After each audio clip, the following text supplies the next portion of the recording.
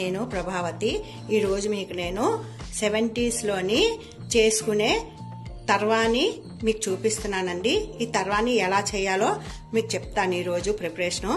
ఆ తర్వానీలో కావాల్సిన ఇంగ్రీడియంట్స్ అండి: స్టార్చ్, అది గంజి అండి, కొత్తిమీర, పుదీనా, కరివేపాకు, కొంచెం జింజర్ అండి. జింజర్ పేస్ట్ కాదండి, కొంచెం ఖాళీ హండీ ఏనండి. హండీలో ఏమీ లేదు, ఇదిగోండి ఖాళీ. ఇందులోనే మనం ఇప్పుడు ఈ గంజి స్టార్చ్ ఉంది కదా, గంజి ఇందులో వేస్తున్నామండి. ఇలా వేస్తున్నాం అంటే నిండా వేసుకోవచ్చు, నా దగ్గర ఇప్పుడు ఇదే ఉంది అందుకని ఈ గంజి వేసానండి. ఇప్పుడు ఇందులో మనం ఏంటంటే పుదీనా, కొత్తిమీర, కరివేపాకు అండ్ జింజర్ ఎందుకు వేస్తానంటే మంచి డైజెషన్ అవుతుంది, అందుకనే వేస్తున్నాను.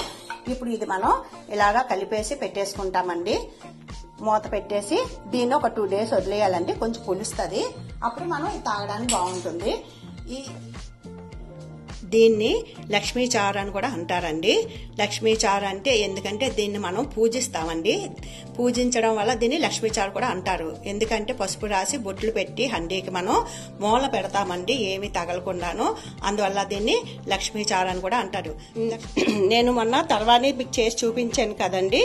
ఇది ఈ రోజు తర్వానీ మీకు 2 days తర్వాత ఇది ఎలా ఉందో మీకు చూపిస్తున్నాను. ఇందులో నేను ఆల్రెడీ మజ్జిగ వేసాను. ఇంకొంచెం ఏమో చిటికెడు ఉప్పు వేస్తున్నాను ఇందులోని.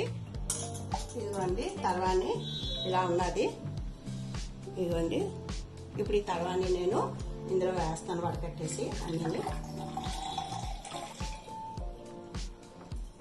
ఇదిగోండి ఇందులో మొత్తం నేను వడపోసేసాను, ఇవంతా కూడా ఇదిగోండి ఇందులో వడపోసి తీసాను.